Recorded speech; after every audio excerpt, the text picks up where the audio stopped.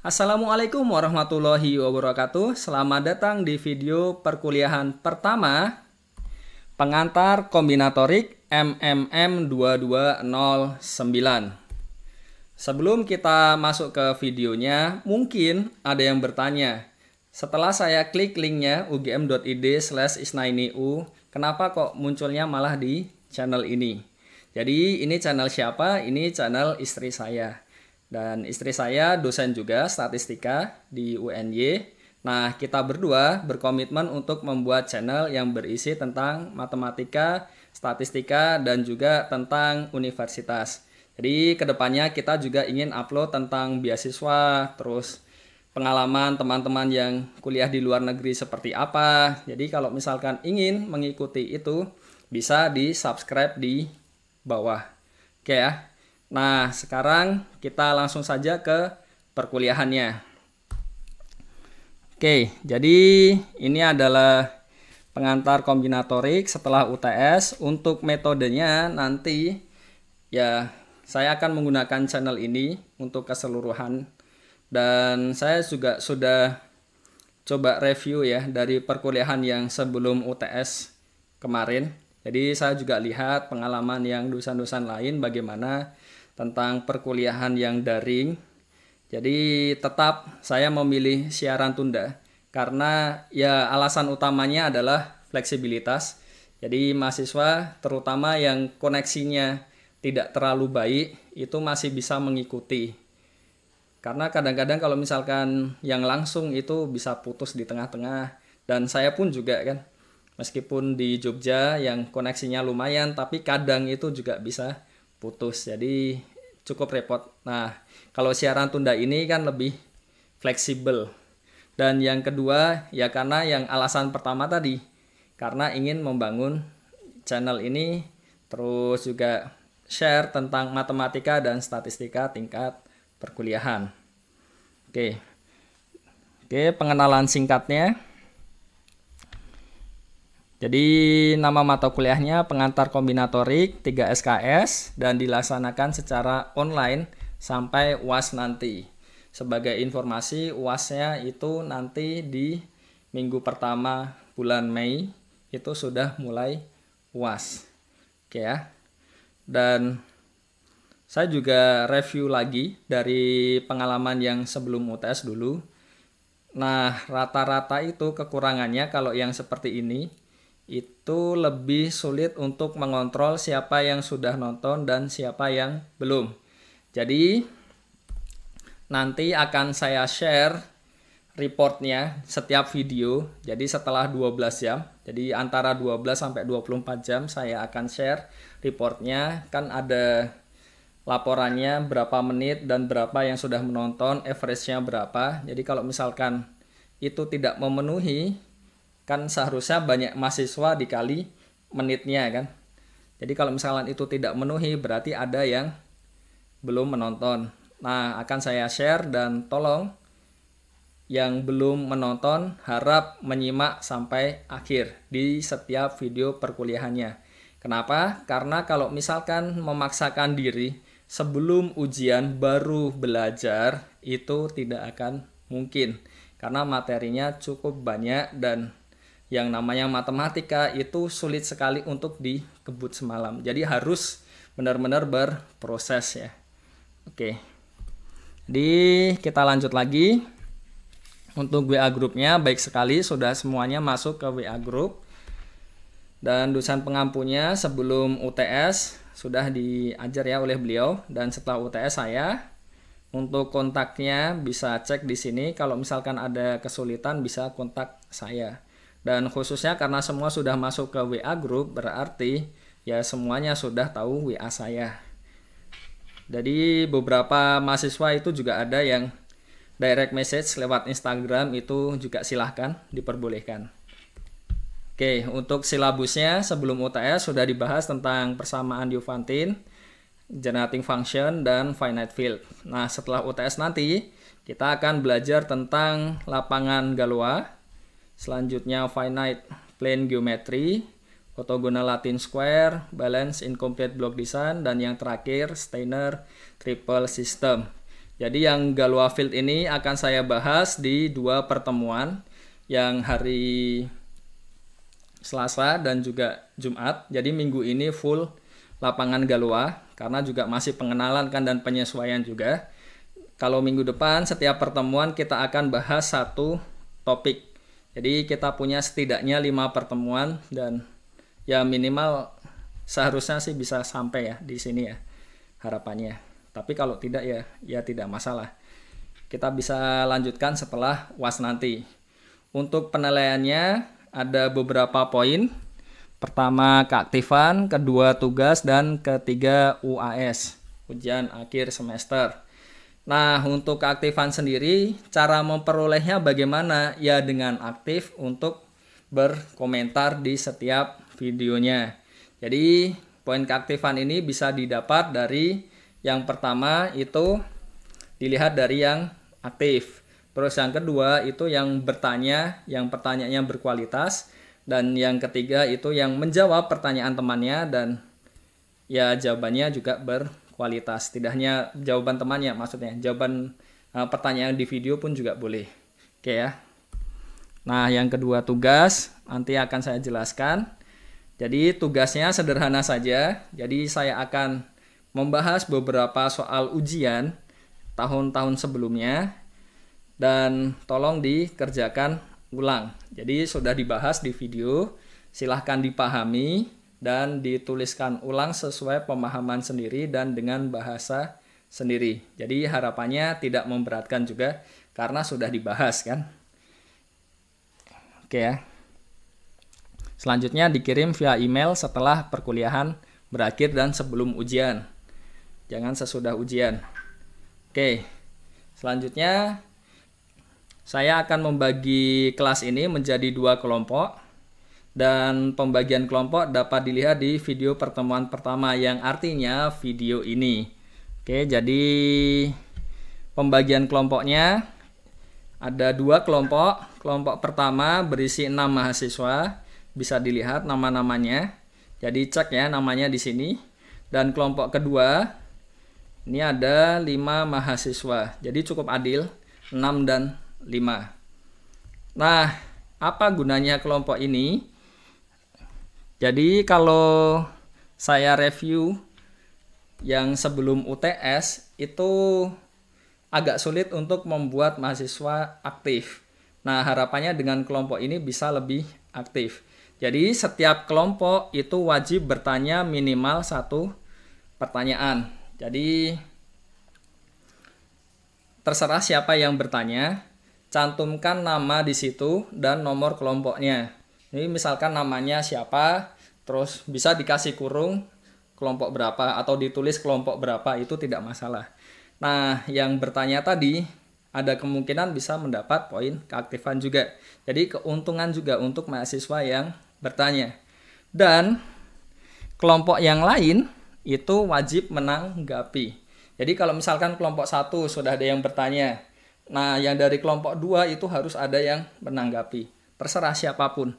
Dan jangan lupa setiap kali berkomentar tolong diberi nama. Karena itu berpengaruh di poin keaktifan tadi. Oke ya, seharusnya cukup jelas.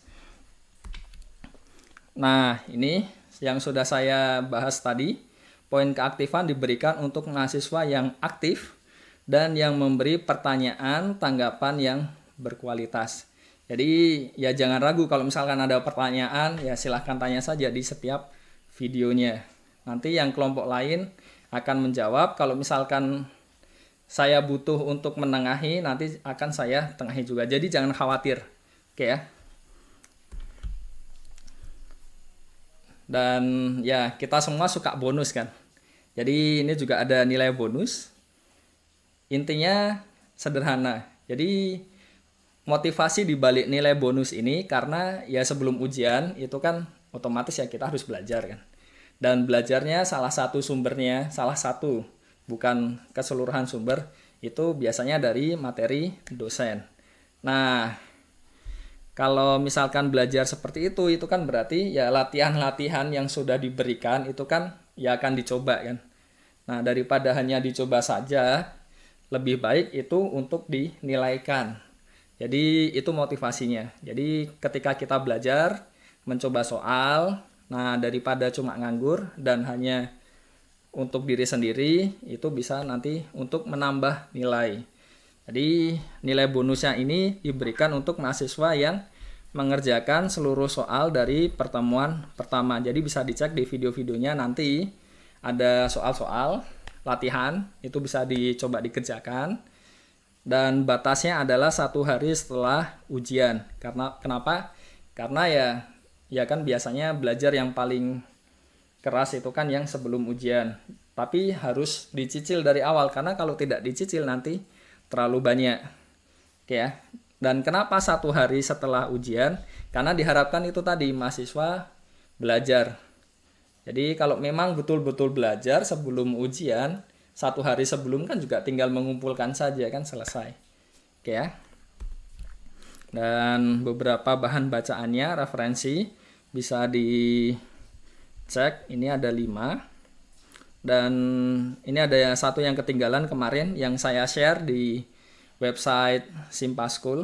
Jadi dari websitenya RNTA kemarin, itu bulan Februari lalu UGM bekerjasama dengan Simpa menyelenggarakan Simpaschool, dan salah satu topiknya adalah lapangan Galoa. Jadi materi yang lapangan Galoa di website tersebut itu bisa juga digunakan. Dan topiknya bisa dilihat ya. Ada 5 tadi yang setelah UTS. Oke. Pertama kita ingat-ingat dulu tentang ring dan lapangan. Jadi kalau misalkan kita langsungan ke definisi itu kan biasanya repot. Nah, kita start dulu dari yang sudah kita tahu. Jadi apa yang sudah kita tahu? Nah, salah satunya adalah himpunan bilangan bulat ya. Jadi kita punya himpunan bilangan bulat. Di situ kita punya operasi penjumlahan dan juga operasi perkalian.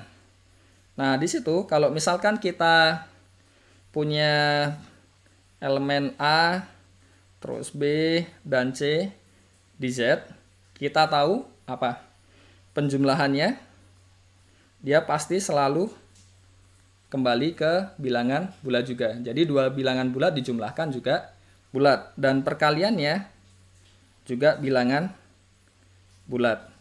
Jadi operasi ini, kalau misalkan kita punya himpunan, kita punya operasi, mengoperasikan 2, terus kembali ke himpunan tersebut, dan hasilnya juga tunggal, itu kita sebut dengan operasi biner. Jadi bisa dilihat motivasinya kan sederhana, kita lihat fenomena yang ada di bilangan. Nah selanjutnya, kalau kita punya 2 bilangan bulat, apa yang kita punya? Kita kan punya 0 ya, di bulat, ya enggak? Sehingga kalau kita punya sebarang di sini ditambahkan dengan 0, berarti kan ya sama saja dia sendiri, ya kan? Terus yang kedua, kita juga punya, setiap kita ambil suatu bilangan bulat, kita punya negatifnya kan? Sehingga ketika kita tambahkan dengan negatifnya, atau kita balik, ya kan, dia akan jadi 0. Dan yang ketiga, kalau kita punya 3 bilangan bulat, nah kita bisa menjumlahkan dulu yang pertama atau menjumlahkan dulu yang 2 belakang.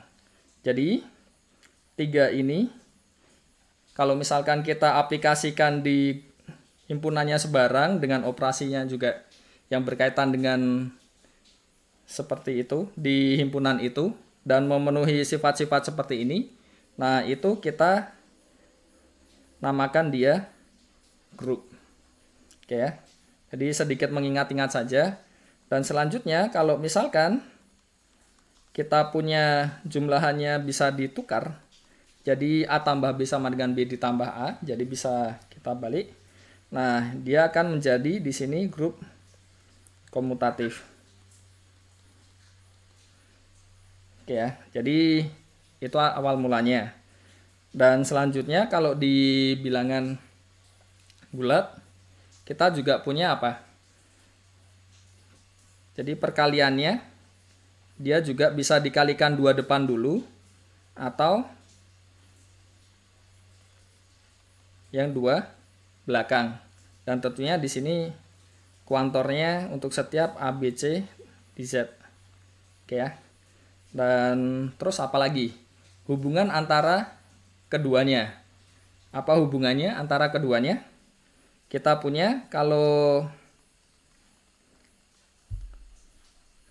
kita punya A dikalikan dengan B ditambah C, kita punya sifat distributif. Kita punya A dikali B ditambah B dikali C. Dan tidak hanya perkalian dari kiri, kita juga punya yang dari kanan. Oke ya, jadi kita punya B kali A ditambah C kali A. Jadi semua itu tadi yang di bagian depan, dia akan membentuk ring. Jadi kalau misalkan kita langsungan seperti ini, nih ya, ini kan terlihat rumit. Tetapi kalau kita melihat fenomena yang sudah ada, itu jadi lebih mudah dipahami. Jadi kita ingatkan lagi tentang ring. Ingat-ingat lagi ya ring ya. Jadi ring di sini bukan ring cincin. Jadi ring di aljabar. Nah, pertama kita punya komutatif di penjumlahannya. Selanjutnya asosiatif, bisa menjumlahkan yang depan dulu atau yang belakang dulu. Dan kita punya elemen 0. Sedemikian hingga kalau ditambahkan dengan siapapun akan jadi dia sendiri, dan kita punya minusnya kan di sini kan. Jadi ada suatu elemen lain yang ketika ditambahkan jadi 0 tadi. Dan selanjutnya perkaliannya juga asosiatif, dan terakhir dia distributif. Jadi ini definisi dari ring. Kalau misalkan kita melihat seperti ini langsung, ya terlihat agak ribet. Tetapi sebenarnya kalau misalkan kita melihat fenomena yang sudah ada, jadi contohnya seperti tadi di penjumlahan tadi ya, kita dapat dengan mudah memahami definisi ini. Jadi ya jangan dibiasakan membaca definisi itu letterlek. Jadi kita juga harus mengetahui makna di baliknya dan juga motivasinya seperti apa. Oke ya. Dan selanjutnya untuk perkaliannya seperti contoh di bilangan bulat tadi, tidak hanya penjumlahannya kan yang komutatif, ternyata perkaliannya juga iya. Nah, kalau perkaliannya di F plus kali ini juga komutatif, kita sebut dia ring komutatif. Kalau misalkan kita punya F plus kali memenuhi sifat-sifat ini, ada elemen 1 di perkaliannya, sehingga kalau 1 dikalikan setiap elemennya jadi dia sendiri, dan selanjutnya ada inverse terhadap perkaliannya. Nah, kita punya F plus kali ini adalah lapangan. Jadi lapangan di sini maksudnya bukan lapangan bola, tetapi lapangan yang di aljabar, di matematika. Kalau bahasa Inggrisnya ini field. Oke. Nah, suatu ring atau lapangan F dikatakan berhingga jika banyak elemennya itu berhingga. Dan di topik ini kita fokus untuk yang lapangan berhingga. Ya, contohnya tadi kita sudah bahas himpunan semua bilangan bulat terhadap penjumlahan dan perkalian, dia membentuk ring komutatif karena ya ringnya sudah jelas kita bahas tadi kan. Tetapi komutatifnya juga sudah jelas, tetapi dia bukan lapangan. Kenapa? Karena meskipun dia ada elemen satuan terhadap perkalian, tetapi tidak ada inversnya. Jadi contohnya 2 itu tidak ada sesuatu di bilangan bulat yang dikalikan dengan 2 akan jadi 1 kalau konteksnya bilangan bulat. Nah, contoh lain di teori himpunan seharusnya sudah pernah dibahas. ZP, himpunan semua bilangan bulat modulo P dengan penjumlahan dan perkalian di modulo P, dia akan membentuk lapangan, dan khusus ini nanti akan kita bahas lebih lanjut. Terakhir, himpunan semua bilangan real R terhadap penjumlahan dan perkalian bilangan biasa membentuk lapangan. Tetapi untuk yang R ini banyaknya ada tak hingga. Jadi kita tidak concern ke sini, kita concernnya lebih ke yang berhingga. Oke, jadi misalkan himpunan semua bilangan bulat Z ini tadi kita definisikan relasi modulo. Apa relasi modulo? Kita definisikan X kongruen dengan Y mod N itu jika dan hanya jika terdapat suatu K bilangan bulat sedemikian hingga X dikurang Y sama dengan K dikali N. Jadi contohnya kalau misalkan kita melihat jam dinding, ya kan? Kita melihat jam dinding itu kan bisa kita gunakan setiap hari. Padahal setiap hari waktunya kan nambah terus. Kenapa bisa seperti itu? Karena dia setiap 12 jam dia akan kembali lagi. Jadi bagaimana cara kita mengetahui sekarang jam 3 atau sekarang jam 15? Itu kan ya karena dia menunjukkan yang sama. Jadi setiap 12 kita akan kembali. Ya contohnya tadi jam 3 dan jam 15 itu adalah ketika kita melihat jam ya. Dia akan menunjukkan posisi yang sama. Oke, jadi bisa ditunjukkan nanti relasi modulo ini merupakan relasi ekuivalensi. Nah, karena dia relasi ekuivalensi, jadinya di bilangan bulat tadi akan terbentuk kelas-kelas ekuivalensi pada Z. Jadi contohnya, kalau misalkan kita punya di sini, contoh tadi ya, kita punya relasi mod 12, ya kan? Jadi kita punya himpunan bilangan bulatnya di sini, ya kan? Nah, pertama kita punya semua bilangan yang kongruen dengan 0 mod 12, ya kan? Dan semuanya itu kita kumpulkan jadi kelas ekuivalensi 0. Jadi yang kongruen dengan 0 itu jadi satu kelas. Terus selanjutnya yang kongruen dengan 1 jadi satu kelas, dengan 2 satu kelas, dengan 3 satu kelas, dengan 4 satu kelas, 5 satu kelas, terus 6, selanjutnya 7, sini ada 8, ada 9, ada 10, ada 11, ada 12, dan kita hanya punya 12 ini. 12 tadi sudah ya, 12 itu sama saja 0 ya. Jadi ini tidak ada. Nah, jadi kita benar-benar bisa mempartisi bilangan bulat itu jadi 12 kelompok yang masing-masing kelompok itu tidak saling beririsan. Oke ya. Jadi itu yang dimaksud dengan kelas-kelas ekuivalensi. Dan misalkan himpunan kelas-kelas ekuivalensi itu dinotasikan dengan Zn, dan kelas ekuivalensinya yang memuat X dinotasikan dengan X bar, seperti yang saya tuliskan tadi. Nah, kita peroleh Zn itu himpunan semua X bar, di mana X-nya itu bilangan bulat. Dan operasi penjumlahan dan perkalian yang didefinisikan pada Zn, itu didefinisikan penjumlahannya seperti ini. Jadi, kita menjumlahkan dua kelas tadi, bagaimana caranya? Kita ambil ya elemennya saja, terus dijumlahkan, nanti hasilnya apa, dan kelas dari hasilnya itu yang jadi hasil di sini. Perkaliannya juga sama. Kita kalikan dulu dan kelasnya itu jadi hasilnya. Dan bisa dilihat operasinya itu merupakan operasi yang well defined. Jadi tunggal dan akan kembali lagi di Zn. Oke ya. Dan lebih lanjut ya tidak sulit lah untuk menunjukkan bahwa operasi tadi membentuk ring komutatif. Oke, bisa dicek ya. Dan kita akan tunjukkan kalau Zn itu lapangan jika dan hanya jika n-nya bilangan prima. Jadi idenya itu, kalau misalkan kita punya Zn itu lapangan, berarti kan kita punya dua elemen dikali jadi 0, pasti salah satunya itu 0. Dan 0 itu berarti kan ya sama saja kelas yang memuat n-nya kan. Dan yang mau tidak mau n-nya harus prima. Dan sebaliknya, kalau misalkan n-nya prima, berarti kalau misalkan dikalikan jadi P, berarti kan salah satunya harus membagi P. Berarti kan sama saja P sendiri kan. Nah, itu idenya.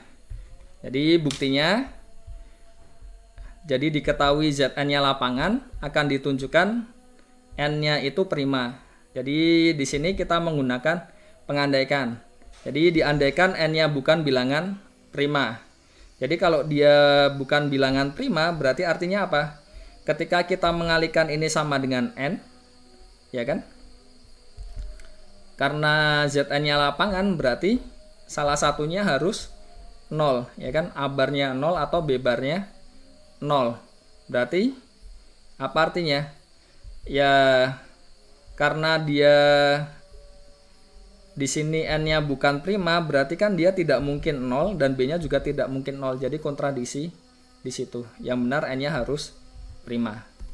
Terus yang kedua, kalau misalkan diketahui N-nya prima, diambil sebarang yang tidak 0, terus kita kalikan. Dan di sini secara khusus kita ambil yang FPB-nya 1. Jadi ketika kita kalikan, ternyata kita bisa menemukan apa di sini? Inverse-nya. Jadi kalau kita bisa menemukan inverse-nya, dan di sini kan kita ambilnya sebarang. Berarti artinya apa? Ya dia jadilah lapangan. Oke ya.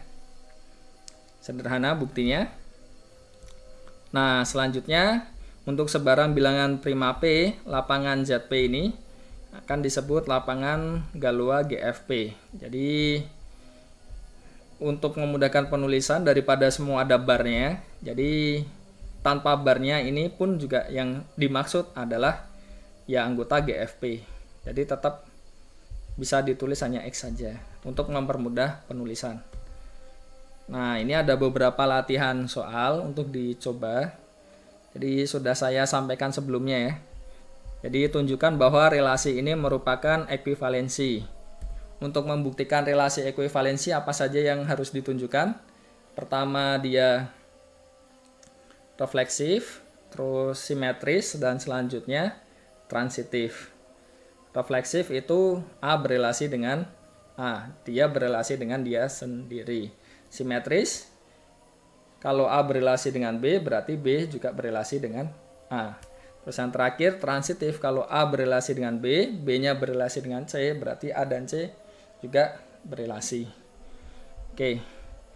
Terus selanjutnya well defined, tadi sudah dibahas ya, intinya ditunjukkan tunggal dan masuk kembali ke Zn. Terus tunjukkan ring komutatif, ini tidak sulit. Terus di sini tabel penjumlahan perkalian pada GF5, jadi bisa dibuat ya. Yang nomor 4, yang tabel perkalian pada GF5 itu bisa dibuat ya ke kanan 0, 1, 2, 3, 4, ke bawah juga 0, 1, 2, 3, 4. Kalau di jumlah jadinya seperti apa hasil-hasilnya, perkalian juga sama.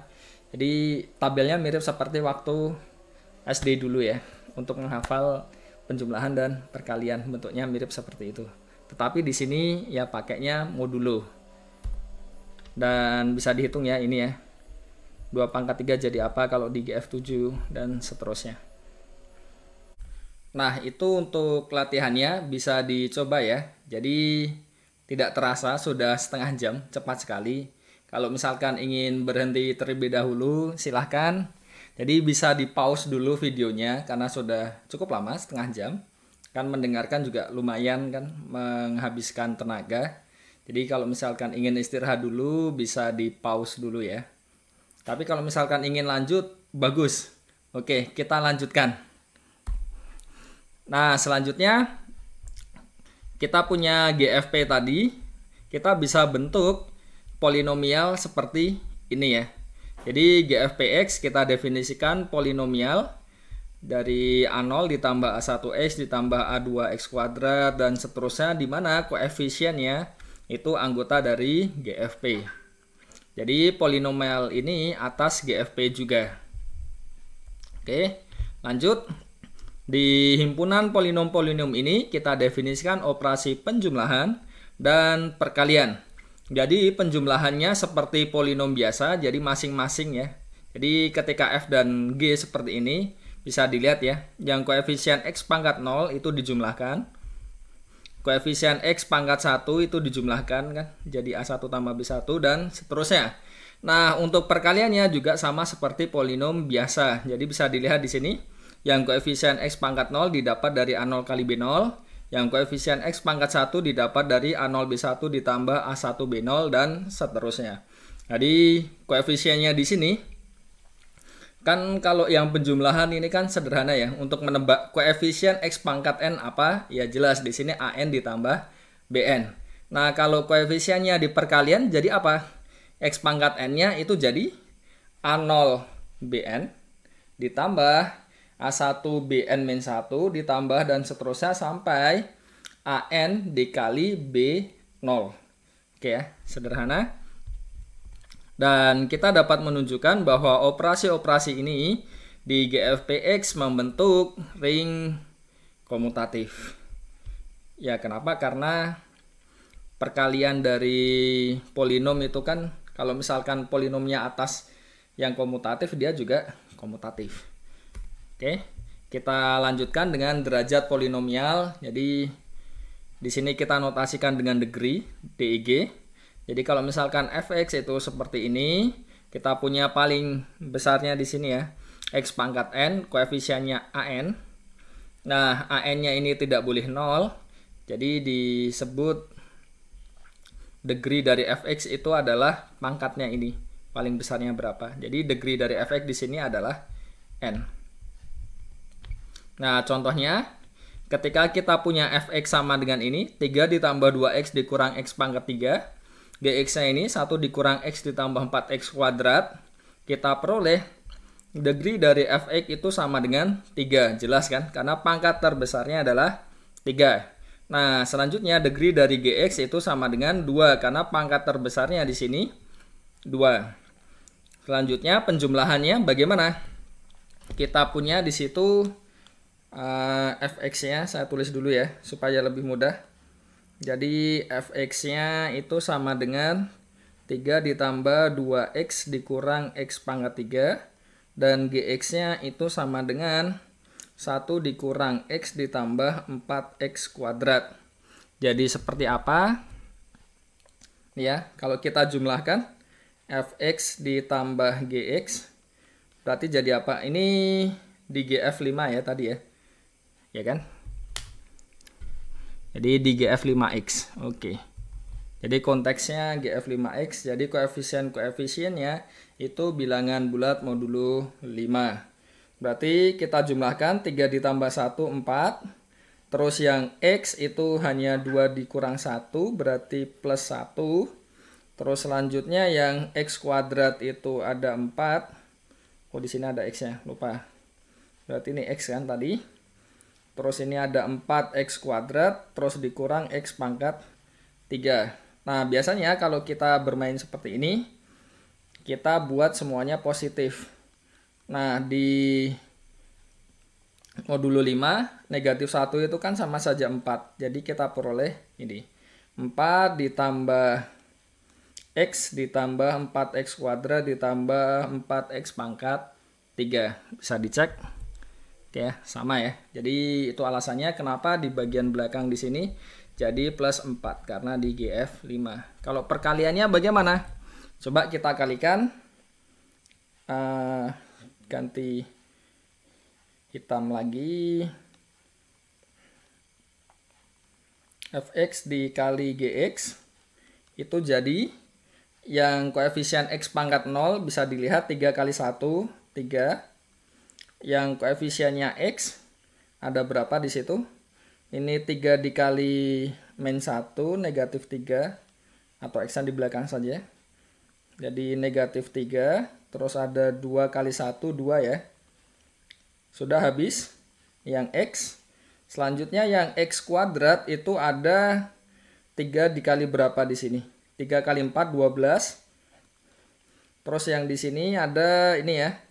2x dikali negatif x berarti negatif 2 x kuadrat. Nah, yang x pangkat 3 ada, ya tadi habis ya, sudah ya.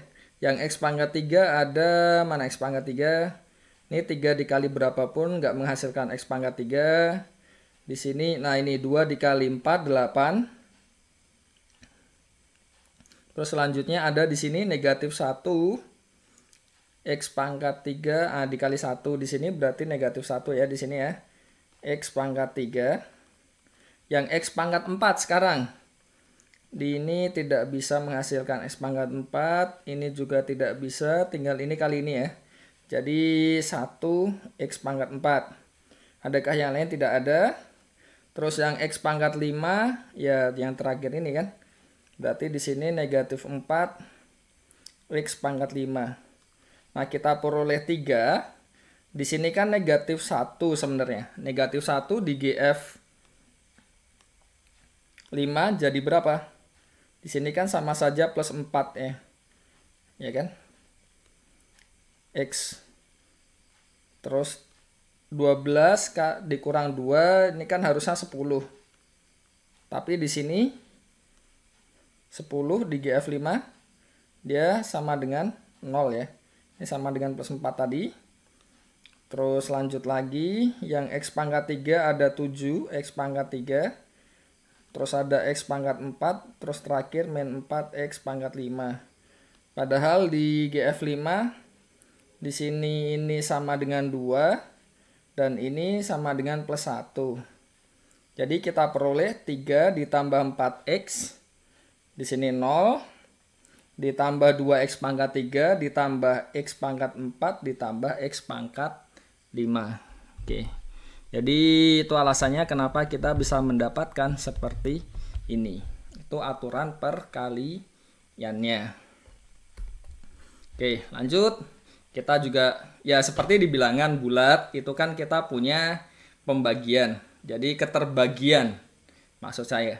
Jadi contohnya kalau misalkan kita punya 9 dan 36. Jadi 9 membagi habis 36. Kenapa? Karena terdapat suatu bilangan bulat sehingga 36 itu sama dengan 9 dikali berapa? 4 ya. Nah, di sini juga bisa dibagi dan kita juga ada konsep sisa di sini.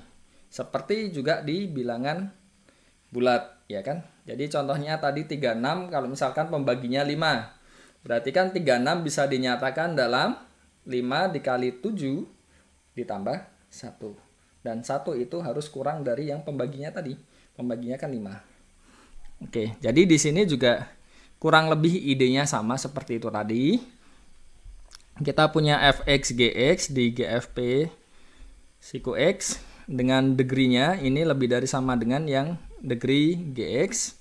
Nah, jadi kita membagi dengan gx, di sini hasilnya qx dan ya seperti biasa ya ada sisa. Dan sisanya di sini degree-nya harus kurang dari atau sama dengan degree dari yang gx. Jadi qx-nya hasil bagi dan rx-nya adalah sisa atau residu di sini. Nah, ketika sisanya 0, artinya apa? Fx itu habis dibagi gx atau fx dikatakan divisible oleh gx. Jadi ini istilah lain saja. Contohnya kalau misalkan kita punya ini fx sama dengan ini, saya catat dulu fx-nya supaya lebih mudah menjelaskannya dengan coret-coretan lagi ya.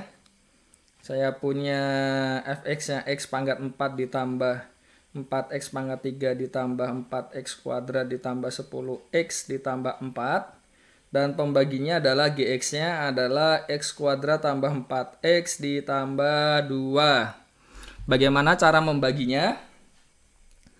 Porogapit. Jadi seperti ketika SD dulu ya. Bisa dilihat di sini pangkat terbesarnya x pangkat 4. Pembaginya di sini pangkat terbesarnya x kuadrat. Nah, supaya hilang kita butuh x kuadrat, ya kan? Kenapa? Karena ketika kita mengalihkan di sini jadi x pangkat 4 ditambah 4x pangkat 3 ditambah 2x kuadrat. Ketika kita kurangkan yang bagian depan ini bisa dilihat dia akan hilang. Oke ya.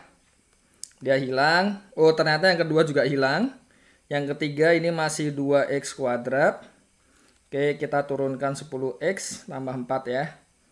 Nah, ini butuh berapa ini? Ini 2 ya. Oh, berarti 2 kalinya. Ini 2 dikalikan jadi 2x kuadrat ditambah 8x ditambah 4. dikurangkan jadi 2x. Ini artinya apa? Kita punya ini fx, ya kan? Sebagai fx-nya tadi. Di sini sebagai gx-nya. Berarti ini sebagai qx dan ini sebagai rx-nya. Berarti kita bisa menyatakan fx ini yang x pangkat 4 tambah 4x pangkat 3 ditambah 4x kuadrat tambah 10x tambah 4 itu akan sama dengan x kuadrat tambah 4x plus 2 dikalikan dengan x kuadrat plus 2. Nanti hasilnya ditambahkan dengan 2x. Itu cara untuk membaginya. Oke ya. Dan kita juga bisa melakukan seperti itu tadi untuk kasus yang modulo tertentu. Tidak hanya yang bilangan bulat biasa. Dan kita lanjut ke elemen irreducible. Intinya adalah dia dikatakan, jadi kita punya polinom di situ tidak konstan. Jadi daripada definisinya terlalu ribet ya itu ya. Bisa dilihat kan panjang sekali kan. Intinya seperti ini. Kita punya suatu polinom yang tidak konstan. Nah, polinom itu bisa tidak kita faktorkan jadi perkalian di mana masing-masing faktornya itu bukan juga polinom konstan. Kalau dia tidak bisa difaktorkan berarti dia irreducible. Kalau bisa difaktorkan dia jadi reducible. Jadi bisa di reduce, pangkatnya kan bisa turun jadi faktor tadi ya. Intinya itu. Jadi kalau kita kembali lagi di sini definisinya seperti ini ya jadinya. Fx itu dikatakan irreducible jika tidak ada polinom 2 ini yang degree-nya lebih dari sama dengan 1, berarti kan yang bukan konstan sehingga dia dapat dinyatakan dalam perkalian 2 polinom tadi. Nah, reducible kalau tidak irreducible. Artinya kita bisa mendapatkan polinom-polinom 2 ini sehingga kalau dikalikan jadi fx-nya. Selesai. Jadi intinya itu tadi, kita bisa memfaktorkan. Dan faktornya yang degree-nya itu lebih dari sama dengan 1 karena kita tidak ingin yang polinom konstan. Selesai. Nah, dapat dimengerti kalau fx-nya di GFPX siku x dan degree-nya 2 atau 3 dia irreducible jika dan hanya jika fx-nya sama dengan ini apa? Ketika kita menyamakan dengan 0 dia tidak punya akar di GFP. Contohnya di sini ya. Dia ini x kuadrat tambah 1. Dia elemen reducible di GF5. Kenapa? Ya kalau ini disama dengan 0 di GF5 kita bisa lihat ya. Ketika x-nya sama dengan 2 kuadrat tambah 1 kan berarti 4 tambah 1 itu 5 kan sama dengan 0. Jadi ya karena ya bisa dilihat tidak dia punya akar dan dia bisa difaktorkan. Tetapi kalau derajatnya itu lebih dari 3 itu harus berhati-hati. Jadi kita beri contoh lagi yang derajat 2 dulu di sini. Fx sama dengan x kuadrat plus 2. Dia bisa dikatakan irreducible karena tidak ada akar di sini. Ya kan? Terus ini 3-nya harusnya diturun di sini ya, harusnya item di sini. Nah, kalau yang pangkat 4 harus berhati-hati. Kenapa? Karena di sini dia tidak punya akar. Tetapi ternyata dia reducible. Oke. Jadi kalau ini tadi yang ingin dikatakan adalah kalau degree-nya 2 atau 3 itu tinggal dicek dia punya akar atau tidak. Kalau tidak punya akar berarti dia jadi irreducible. Tetapi kalau degree-nya lebih dari 3, jadi mulai dari 4, 5 dan seterusnya itu harus hati-hati. Contohnya ini tadi, dia tidak punya akar tetapi ternyata dia reducible. Jadi hanya berlaku untuk derajat 2 dan 3. Nah, seperti di bilangan bulat masih betah kan untuk mendengarkan karena ya sudah 40 menit ini yakin ini. Oke, kita lanjut ke kongruensi ya. Ya Contohnya ya seperti yang di jam tadi lah. Jam tadi setiap 12 jam akan kembali lagi, 12 jam akan kembali lagi. Jadi bisa dilihat analoginya itu seperti di jam tadi. Jadi pukul berapanya itu bilangannya, terus kongruensinya itu posisi jamnya. Nah, bisa dilihat ya, pukul misalkan sekarang di waktu ini diuploadkan 7.30. 7.30 itu jamnya posisinya di jam dinding maksudnya, bukan jam digital. Kalau jam digital kan bisa dibuat 24 jam. Tapi kalau jam dinding ya mungkin ada sih jam dinding yang dibuat 24 jam. Tapi begini saja, kita berbicara jam dinding yang normal. Jam dinding normal itu kan angkanya 1, 2, 3 sampai 12 ya kan. Terus tadi videonya diupload muncul itu 7.30. Jadi 7.30 ternyata nanti malam 12 jam kemudian jam berapa itu? 19.30 ternyata posisinya jamnya akan sama seperti yang 7.30. Nah, itu maksudnya dari salah satu contoh dari kongruensi. Jadi ya di sini adalah contoh untuk yang kongruensi modulo 12 di bilangan. Contoh lain kalau misalkan kita punya bilangan ya langsung ya. Dari tadi kan pakai modulo 5. Jadi contoh modulo 5. Ketika kita membagi 11 dengan 5 itu kan sisanya 1. Terus kalau kita membagi 26 dengan 5 itu juga sisanya 1. 2 itu jadi kongruen. Kenapa? Karena ya kalau 2 tadi dikurangi sisanya pasti 0 ketika dibagi 5. Nah, ide itu bisa diterapkan di yang polinom ini juga. Jadi kita punya dua polinom f1x dan f2x, dia kongruen modulo Vx jika dan hanya jika pengurangannya dapat dibagi oleh Vx atau divisible ya, sama saja istilahnya. Nah, Vx ini disebut modulus, mirip sekali kan sama yang di kasus bilangan. Nah, contohnya kalau kita punya f1 ini, f2 ini kalau dikurangkan jadi berapa di sini? X pangkat 3-nya kan hilang, di sini tinggal X kuadratnya ya deh, dikurangkan jadi X kuadrat kan di sini kan. Terus ini X kurang S hilang, terus ini dikurangkan negatif berapa di sini? Harusnya di sini ada X dikurang dengan X. Oke ya. Oke. Jadi bisa kita cek ya. Saya tulis saja biar lebih mudah.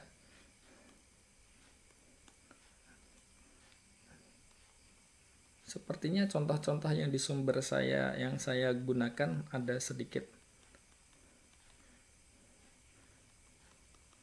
F2-nya itu X pangkat 3 ditambah X kuadrat tambah X tambah 4. Pengurangannya di sini jadi apa? X pangkat 3 kurang X pangkat 3 hilang, habis. Di sini ada X kuadrat, di sini habis, di sini ada dikurang 4. Oke ya. Jadi di sini posisinya di GF5. Berarti kita punya negatif 4 itu kan sama saja plus 1 kan. Berarti kita punya ini kenapa? Karena dia di GF5 kurung siku X. Oke ya. Nah, akan ditunjukkan dia divisible oleh X plus 2. Betulkah? Ya kita cek saja X kuadrat ditambah 1. Apakah dia habis dibagi X plus 2? Di sini kita punya X dikalikan X kuadrat tambah 2X. Dikurangkan jadi di sini berapa? Negatif 2x ditambah 1. Berarti di sini x min 2 ya kan? Dikalikan di sini min 2x min 4 dikurangkan, cocok ya. Berarti ini 0. Jadi bisa dilihat di sini posisinya.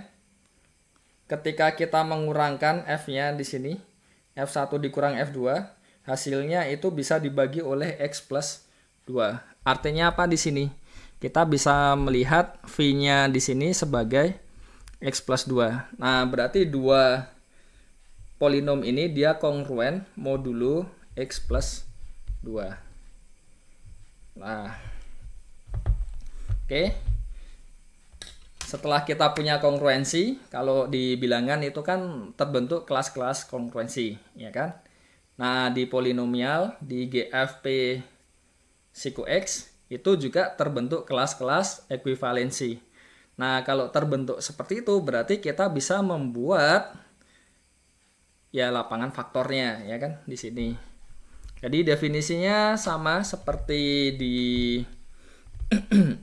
ring biasa, seperti kita membentuk ring faktor. Dan operasi penjumlahannya kita definisikan di sini sama saja seperti, jadi mirip seperti yang di bilangan bulat modulo tadi ya. Karena modulonya itu membentuk kelas-kelas, terus berarti kan kita punya kelasnya kan. Nah, kelas-kelas itu dipandang sebagai elemen, terus kita definisikan penjumlahan dan perkaliannya. Penjumlahannya itu kan ya sama saja yang bar tadi, dijumlah dulu terus di bar. Selanjutnya perkaliannya juga dikalikan dulu di bar. Nah, ini juga sama. Jadi polinomnya 2 ini dijumlah dulu terus diambil kelasnya. Perkaliannya juga sama. Dan ini terakhir ya. Wah, sudah lega karena sudah terakhir. Dapat ditunjukkan operasi penjumlahan dan perkaliannya itu well defined. Dan lebih lanjut, himpunan ini GFPX per VX itu membentuk ring komutatif. Nah, ini akhir dari perkuliahan hari ini. Oke, saya ingatkan lagi untuk ya setiap mahasiswa setidaknya menyimak sampai akhir.